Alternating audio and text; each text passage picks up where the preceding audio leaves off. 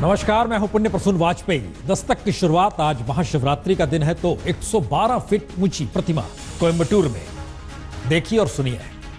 दूर उस आकाश की गहराइयों में एक नदी से बह रहे हैं आदि योगी। शून्य सन्नाटे टपकते जा रहे हैं, मौन से सब कह रहे हैं आदि योगी। योग के स्पर्श से अब योग में करना है तन मन। सांस शाश्वत सनन सननन, प्राण गुंजन धनन गणनन। जी, कमाल की प्रतिमा है। स्टील के टुकड़ों को जोड़ जोड़ के ये पूरी प्रतिमा बनाई गई है। बेहद हसीन खूबसूरत है।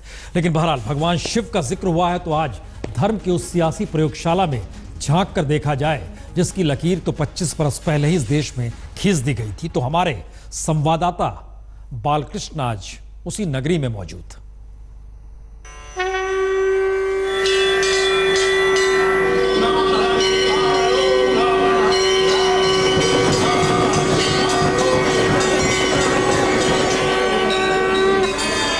दिन शुक्रवार और महापर्व शिवरात्रि, चुनावी रंगत के बीच पूजा पाठ, मंदिरों की घंटी और शंख की आवाज में खोए शहर की पहचान के पीछे सिर्फ मंदिरों पर लहराते भगवा ध्वज पर नहीं है, राजनीतिक पार्टियों के झंडे बैनर भी नहीं।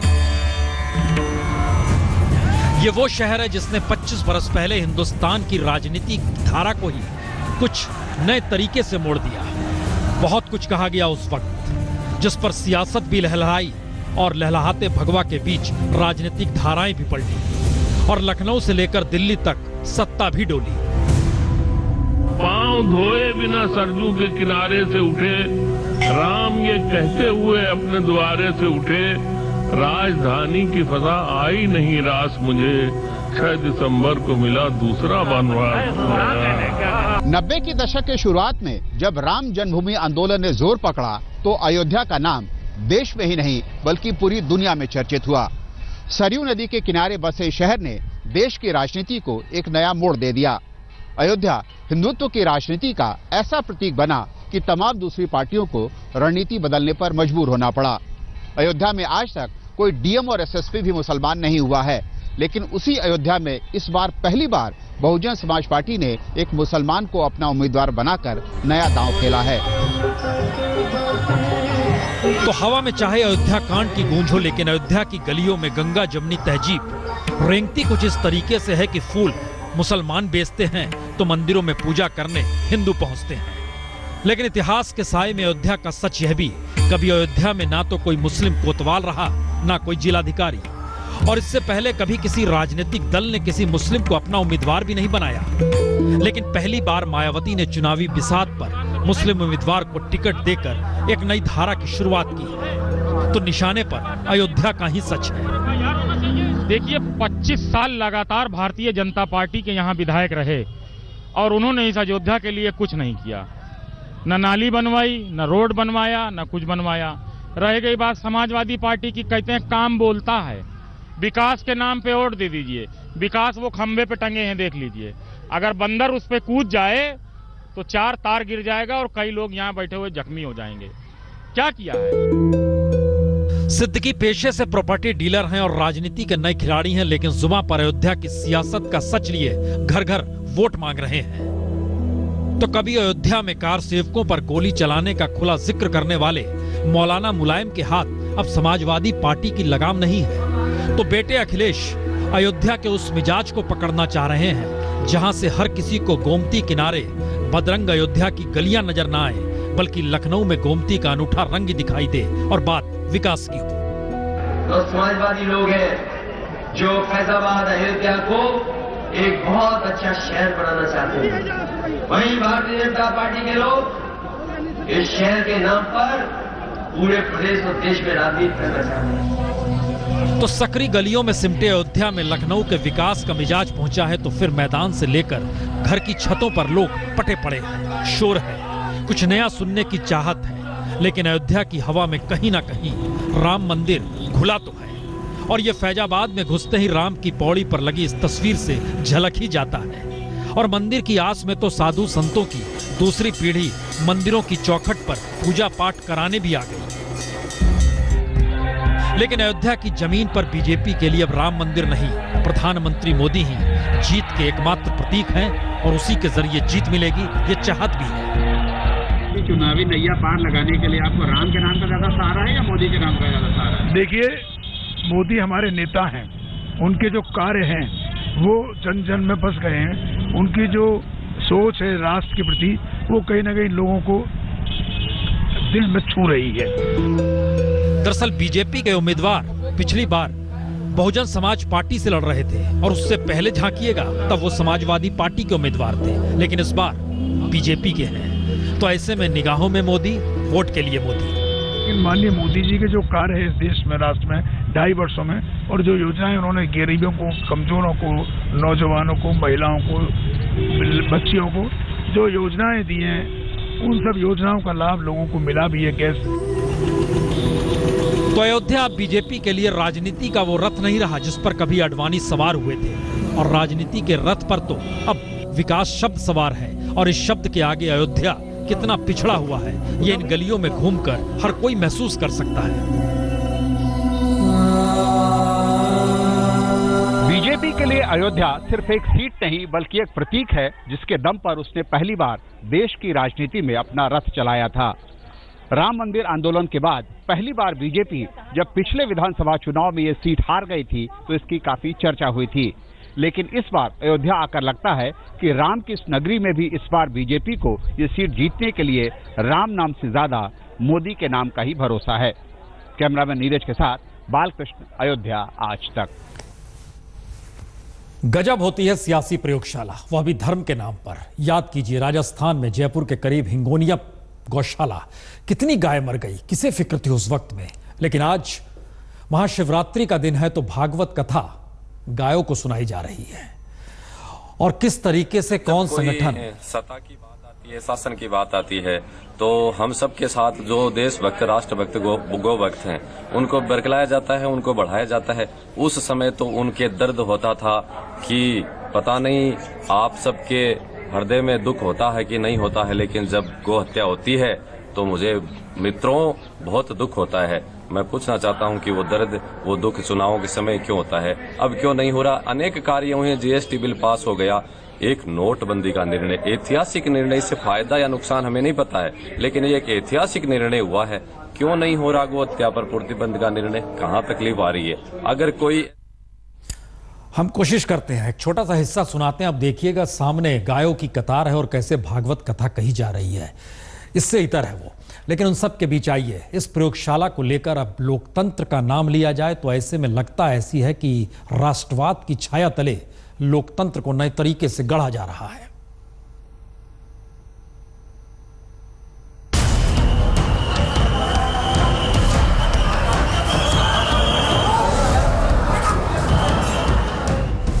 केंद्रीय मंत्री उमा भारती का यह गुस्सा महाकाल की नगरी में सिर्फ इसलिए निकला क्योंकि महाशिवरात्रि के दिन मंदिर में वो जल चढ़ा नहीं सकी। उनके महंत जी से मैं अनुमति लेके आई कि मैं सन्यासी हूँ और मैं जल चढ़ाऊंगी।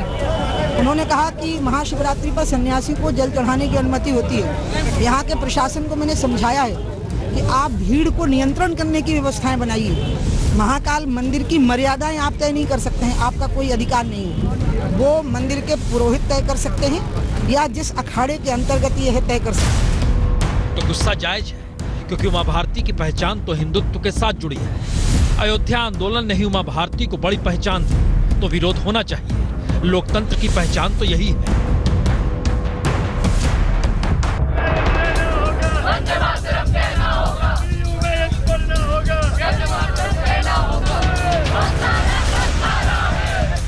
तो फिर दिल्ली की सड़कों पर छात्र को महज एक सेमिनार में शामिल होने देने या ना होने देने को लेकर विरोध का मतलब क्या है?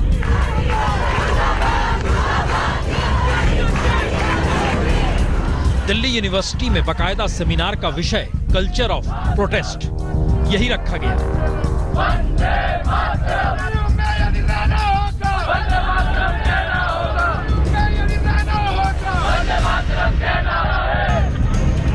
सेमिनार हुआ नहीं और प्रोटेस्ट के तरीकों में राष्ट्रद्रोह और राष्ट्र प्रेम की खोज में छात्र निकल पड़े।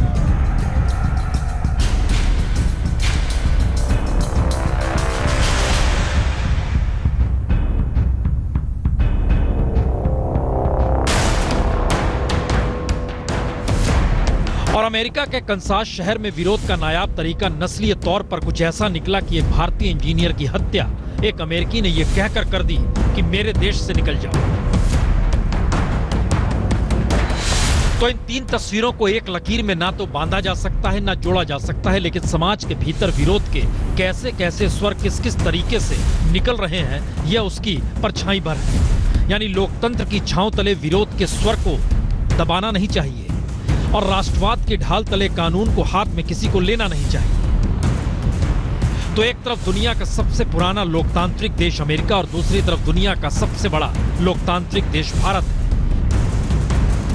और याद कीजिए 2 बरस पहले अमेरिकी राष्ट्रपति बराक ओबामा दिल्ली में थे तो उन्होंने सहिष्णुता का पाठ भारत को क्या कहकर पढ़ाया था। Your Article 25 says that all people are equally entitled to freedom of conscience and the right freely to profess, practice and propagate religion. और अब ओबामा के सिक्के को घुमा दीजिए तो अमेरिकी राजनीति भी घूमकर डेमोक्रेट से रिपब्लिकन की तरफ घूमेगी और सामने ओबामा नहीं ट्रंप नजर आएंगे और असहिष्णुता और नस्लीय हिंसा का दाग अमेरिकी चेहरे पर होगा। क्योंकि कंसास में खुलेआम हुई फायरिंग में 32 बरस के भारतीय इंजीनियर श्रीनिवास कुचिभोतला को मारा जाना सिर्फ एक हादसा नहीं है, यह नस्लीय हिंसा का वो मामला है जिसमें अमेरिकियों को छोड़कर हर अप्रवासी निशाने पर है। और गौरतलब है कि गोली चलाने से पहले हमलावर पुरिंटन ने कहा मेरे देश से निकल जाओ।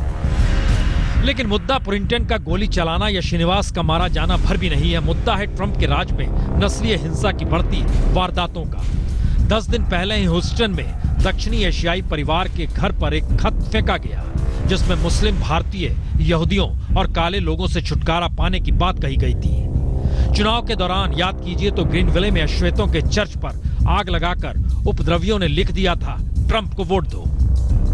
तो क्या ट्रंप के राज में अमेरिका नस्लीय हिंसा को पालने पोसने का काम करेगा या कहें ट्रंप के राज में ट्रंप की नीतियां कुछ ऐसी होगी कि अमेरिका अपनी उस सहिष्णु छवि को खो देगा जिसे लेकर अभी तक वह इतराया करता था। ट्रंप इसके संकेत अपने चुनावी भाषणों में देते रहे हैं, लेकिन अब नस्लीय हिंसा की बढ़ती घटनाओं ने संकेत दिया है कि अमेरिका का असहिष्णु समाज मुखर होकर न केवल अपनी बात कह रहा है बल्कि अल्पसंख्यकों को निशाने पर भी ले रहा है। हालांकि अमेरिकी राष्ट्रपति ट्रंप का कहना है वह खुद नस्लीय नहीं है।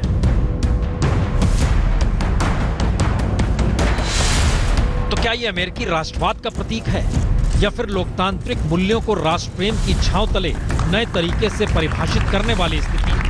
क्योंकि पहली बार एमनेस्टी इंटरनेशनल की रिपोर्ट ने भारत से लेकर अमेरिका के सामाजिक राजनीतिक हालातों को यह कहकर कटघरे में खड़ा किया है कि अभिव्यक्ति की आजादी सत्ता के राष्ट्रवाद तले दबाई जा रही है।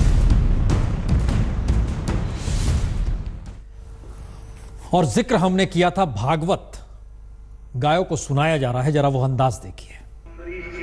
वो अम्बरीश जी स्वयं कितने इंसान होंगे इसका वर्णन करने की क्षमता किसी में नहीं। स इत्थं संवर्धयन्ति तान् कामान् स्वराज्य परिभाषान् दुर्लभान् स्टेज पे गए भी कभी करना पड़ती महाराज का करूँ यार ढंगी खबरें कोई आप ही कर से। 11 गायों के लिए भागवत कथा राजस्थान में चल रही है। झूठ मूठ आरोप लगाने वालों तो ये संयोग है या त्रासदी? जिस बात का जिक्र प्रधानमंत्री ने किया उससे उलट कुछ वैसी स्थिति देश के भीतर ही बनी हुई है। तो क्या ये माना जाए कि सिर्फ चुनावी रैली में प्रधानमंत्री ने अपनी पीठ ठोकी, या ये मान लिया जाए कि दरअसल देश के भीतर चाहे सर्जिकल स्ट्राइक का जिक्र हो, वन रैंक वन पेंशन का जिक्र हो या ISI का जिक्र हो, कटघरे में कहीं ना कहीं कहने वाली स्थिति आकर खड़ी हो जाती है। क्योंकि सर्जिकल स्ट्राइक और नोटबंदी के बावजूद न आतंकी हमले कम हुए, न नकली नोटों का कारोबार खत्म हुआ। और बीते दिनों शोपियां में जो हुआ और हर हमले के बाद शोपियां की तरह ही सवाल खड़ा हुआ कि सर्जिकल स्ट्राइक के बावजूद आतंकवादियों के हौसले पस्त हुए क्यों नहीं। शोपियां में ही 3 जवान शहीद हो गए। और याद कीजिए, जम्मू कश्मीर में बीते 3 हफ्ते में शोपियां की घटना चौथी बड़ी आतंकी घटना थी, जिसमें सेना को अपने जवानों को खोना पड़ा। और इससे पहले मेजर समेत 6 जवान अलग अलग मुठभेड़ों में शहीद हो चुके हैं। लेकिन मुद्दा सिर्फ आतंकी घटना का नहीं। जब जिक्र इस बात को लेकर होगा कि किस रूप में सेना के जवानों के साथ सरकार खड़ी है, तो ऐसे में दिल्ली के इंडिया गेट के पास मणिदीप सिंह के इस परिवार को भी देख लीजिए। ये उस जवान का परिवार है जिसे सर्जिकल स्ट्राइक के बाद पाकिस्तानी सैनिकों ने गला रेत दिया था, तो पूरे देश में गुस्सा फूट पड़ा था। और उस वक्त हर राजनेता ने मणिदीप के परिवार को भरोसा दिया था कि परिवार का पूरा ख्याल राज्य सरकारें भी रखेंगी और केंद्र सरकार भी। लेकिन 4 महीने बीत गए और मणिदीप का परिवार अब दिल्ली की सड़कों पर है, ताकि प्रधानमंत्री मोदी से मिल सके और पूछ सके कि राजनीति की बिसात पर किए गए हर वादों का हुआ क्या।